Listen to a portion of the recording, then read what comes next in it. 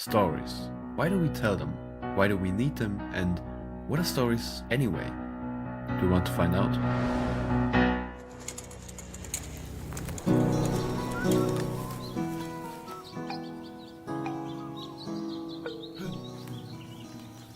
தலைப்பு மாணவரும் ஆசிரியரும். ஆசிரியர் ஒரு நாள் பாடம் நடத்திட்டு இருக்காங்க. நேர்மை உண்மை பத்தி பாடம் நடத்திட்டு இருக்காங்க. எல்லாரும் வீட்டுக்கு போகும்போது ஆசிரியர் சொல்றாங்க, நாளைக்கு எல்லாரும் வீட்டுல போய் ஒரு வாழைப்பழத்தை மறைச்சு வச்சு சாப்பிடணும் அப்படின்னு ஆசிரியர் சொல்றாங்க. அதுக்கு மாணவர்கள் சரி நான் வீட்டுல போய் மறைச்சு வச்சு சாப்பிட்றேன்னு சொல்லிட்டு வீட்டுக்கு போறாங்க.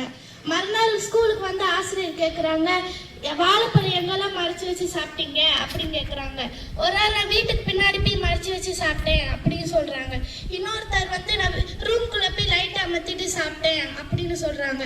இன்னொருத்தர் நான் காட்டுக்குள்ள போய் சாப்பிட்டேன் அப்படின்னு சொல்றாங்க. எல்லாரும் இந்த மாதிரி ஒரு ரீசனா சொல்றாங்க. மணி ஒரு பையன் இருக்கான். அந்த பையன் மட்டும் வாழைப்பழத்தை சாப்பிடாம அப்படியே வச்சிருக்கான். அதுக்கு ஆசிரியர் கேட்குறாங்க, நீ ஏன் இன்னும் வாழைப்பழத்தை சாப்பிடல அப்படின்னு ஆசிரியர் கேட்குறாங்க. அதுக்கு மணி சொல்றா, நான் எந்த இடத்துல போனாலும் கடவுள் என்னை பார்க்குற மாதிரி இருக்கு, நான் எங்கேயும் போனாலும் நான் தனியா இருக்கிற மாதிரி ஃபீல் இல்லை அப்படின்னு சொல்றான். இதுல நம்ம என்ன தெரிஞ்சுக்கிறோம்னா, கடவுள் எல்லாத்தையும் பார்த்துட்டு இருக்காங்க. நேர்மை என்பது பயத்திலிருந்து அல்ல, நேர்மையில் உண்மையிலிருந்து பிறக்கிறது. நன்றி.